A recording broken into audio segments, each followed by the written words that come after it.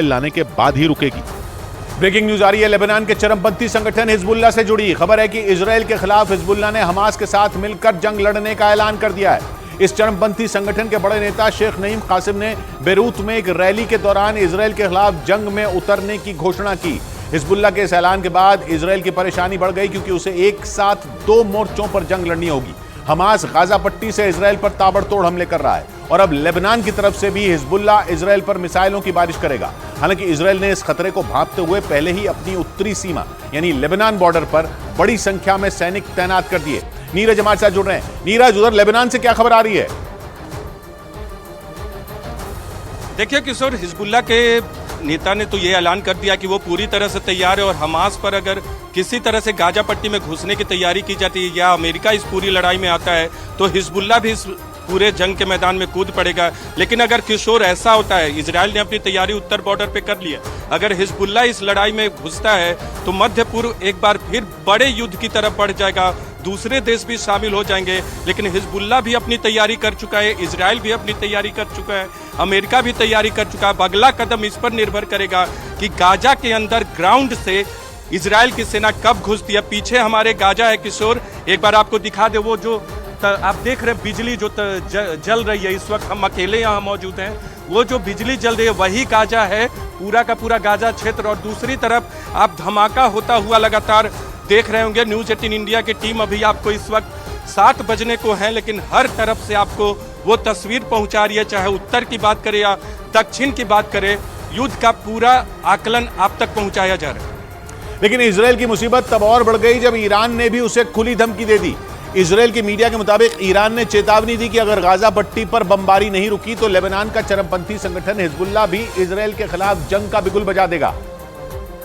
और अगर ऐसा हुआ तो इजरायल को एक नहीं बल्कि 2 मोर्चों पर जंग लड़नी पड़ सकती है। इस जंग में हिजबुल्लाह हमास के साथ खड़ा है और दावा किया जा रहा है कि वो भी रह रहकर लेबनान से इजरायल पर रॉकेट दाग रहा है। हालांकि ईरान का दावा है कि हिजबुल्लाह खुलकर जंग में नहीं उतरा है, लेकिन इजरायल की मीडिया के मुताबिक ईरान ने ये चेतावनी दी कि अगर गाजा पट्टी पर बमबारी नहीं रुकती तो हिजबुल्लाह भी इजरायल के खिलाफ जंग शुरू कर देगा। जबकि इजरायल हमास का नामो निशान मिटाने के लिए गाजा पट्टी पर मिसाइलों की बारिश कर रहा है और एक रोज पहले ही उसने वहां आसमान से पर्चे गिराकर लोगों को बंकरों में जाने की चेतावनी दी, जिससे अंदाजा लगाया जा रहा है कि इजरायल हमास का सर्वनाश करने के लिए गाजा पट्टी पर सबसे बड़े हमले की तैयारी में। माना जा रहा है कि इसी वजह से ईरान उसे हिजबुल्लाह का डर दिखाकर गाजा पट्टी पर बमबारी से रोकने की कोशिश कर रहा है, जिसका असर यह हुआ कि उधर दक्षिणी सीमा के बाद इजरायल के टैंक उसके उत्तरी बॉर्डर पर भी तैनात कर दिए गए, क्योंकि हमास के बाद हिजबुल्लाह ने इजरायल पर हमले की धमकी दे डाली है। यही नहीं, उसने उत्तरी इजरायल के कई शहरों पर मिसाइलें भी दागी, जिसके जवाब में इजरायल ने भी बमबारी की। नतीजा यह हुआ कि उत्तरी इजरायल में युद्ध की आहट सुनाई देने लगी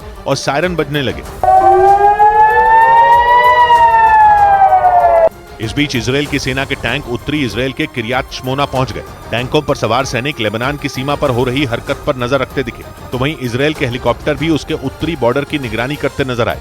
यानी इजरायल में जंग का एक और मोर्चा तैयार हो गया, क्योंकि जिस किरियात श्मोना शहर में सेना के टैंक पहुंचे वहां की आबादी करीब 25,000 है, जिनमें ज्यादातर लोग यहूदी समुदाय के हैं, जिन्हें लेबनान का कट्टरपंथी संगठन हिजबुल्लाह निशाना बना सकता है। यही वजह रही कि इजरायल की सेना ने बयान जारी किया कि लेबनान से इजरायल पर बहुत बड़ा हमला हो सकता है। साथ ही उसने बॉर्डर के नजदीक रहने वाले लोगों से सुरक्षित स्थानों पर जाने को कह दिया और यह साफ कर दिया गया कि वो तब तक वहां से न लौटें जब तक उन्हें लौटने का आदेश न दिया जाए।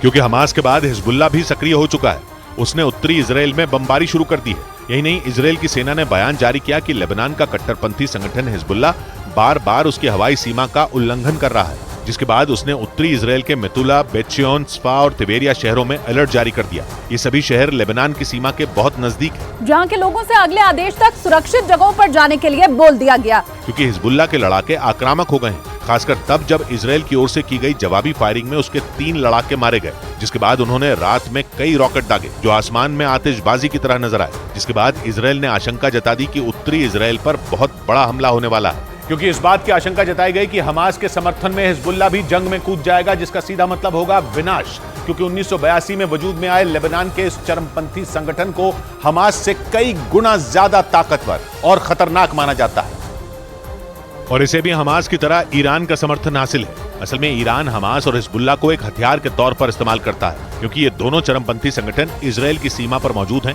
और दोनों उसका वजूद तक मिटा देना चाहते हैं। हमास गाजा पट्टी से इजराइल के लिए चुनौती बना हुआ है, जबकि हिजबुल्लाह लेबनान से उसके लिए मुसीबत खड़ी करता है। और दावा है कि इजराइल के उत्तरी मोर्चे में लेबनान में बैठा हिजबुल्लाह किसी भी वक्त जंग में उतर सकता है। इसीलिए ये माना जा रहा है कि अगर हिजबुल्लाह युद्ध में हमास के साथ उतरा तो इजराइल में कोहराम मच जाएगा, क्योंकि लेबनान सीमा पर उसके लड़ाके टैंक और मिसाइलों के साथ जंग में कूदने के लिए तैयार बैठे हैं।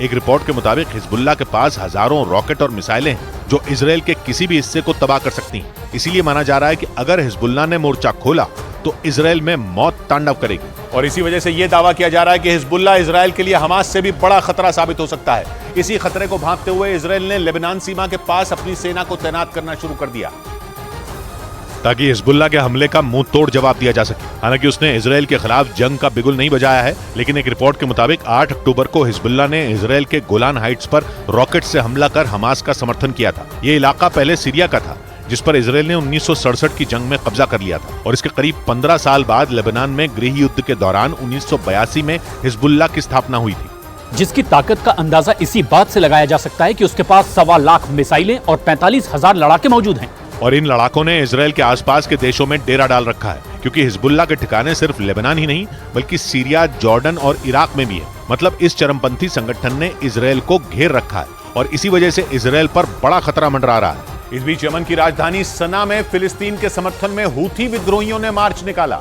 और इजराइल पर हमास के हमले को सही ठहराया।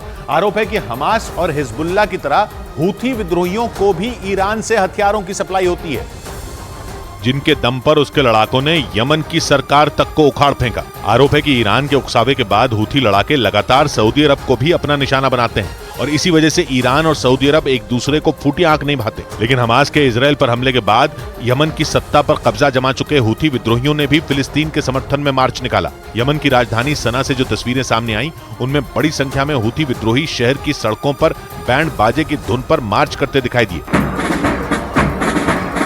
जो तस्वीरें सामने आए उनमें हूथी लड़ाके खतरनाक हथियारों से लैस दिखे। माना जा रहा है कि हिजबुल्लाह की तरह हूथी विद्रोही भी हमास के समर्थन में इजराइल के खिलाफ जंग में उतर सकते हैं। और इसीलिए इन चरमपंथी संगठनों से निपटने के लिए इजराइल ने ऑपरेशन ट्रिपल एच शुरू कर दिया, जिसमें पहले एच का मतलब है हमास, दूसरे का हिजबुल्लाह और तीसरे एच का मतलब है हूथी। और ये तीनों चरमपंथी संगठन इस वक्त इजराइल के लिए सबसे बड़ा खतरा है और ईरान के इशारे पर इजराइल को मिटाने की जिद पर अड़े हैं। इसीलिए इजराइल ने इन तीनों एच यानी हमास, हिजबुल्लाह और हूथी विद्रोहियों से निपटने के लिए सीक्रेट ऑपरेशन ट्रिपल एच शुरू कर दिया, क्योंकि इन तीनों चरमपंथी संगठनों के पीछे ईरान खड़ा है, जो न सिर्फ इन्हें इजराइल के खिलाफ भड़काता है बल्कि हमले के लिए घातक हथियार भी देता है। क्योंकि हमास, हिजबुल्लाह और ईरान का मकसद इजराइल को खत्म करना है। पिछले 16 साल से हमास का गाजा पट्टी पर कब्जा है, जो इजराइल को मिटा देना चाहता है। इसी तरह हिजबुल्लाह भी इजराइल को अपना सबसे बड़ा दुश्मन बताता है, जबकि यमन के हूथी विद्रोही भी ईरान के इशारे पर इजराइल के खिलाफ मोर्चा खोलने के लिए तैयार हैं। हालांकि इजराइल के साथ सुपर पावर अमेरिका खड़ा है, इसलिए वो हमास को खत्म करने के लिए गाजा पर हमले का एक भी मौका नहीं छोड़ रहा। और उसने गाजा पट्टी में 24 घंटे के अंदर हमास के हजारों ठिकानों को तबाह कर दिया। इजराइल की सेना ने जानकारी दी कि उसने हर उस इमारत को निशाना बनाया जहां उसे हमास के लड़ाकों का घर या फिर हथियारों का ठिकाना होने का शक था, और उन्हें जड़ से खत्म करने के लिए इजराइल ने पूरी ताकत के साथ हमला किया और 24 घंटे में गाजा शहर की एक दो नहीं बल्कि 3600 इमारतों को एक एक करके उड़ा डाला, जिनमें गाजा शहर की कई ऊंची ऊंची इमारतें भी शामिल थी, जिन पर इजराइल की सेना ने बम गिराए और देखते ही देखते वो खत्म हो गई। इजराइल की सेना ने इस हमले का वीडियो जारी करते हुए जानकारी दी कि गाजा में उसके लड़ाकू विमानों ने 1 मिनट के अंदर हमास के 12 ठिकानों को उड़ाया। यानी इजराइल ने हमास को खत्म करने के लिए ऐसी रफ्तार पकड़ी कि गाजा का हुलिया ही बदल गया। एक वीडियो में तो हमास के एक ठिकाने पर बहुत नजदीक से हमला हुआ और पलक झपकते ही वो धुआं धुआं हो गया। यानी इस बार इजराइल के लड़ाकू विमान पूरी तैयारी से गाजा में घुसे, जिसके बाद उन्होंने हमास के ठिकानों के साथ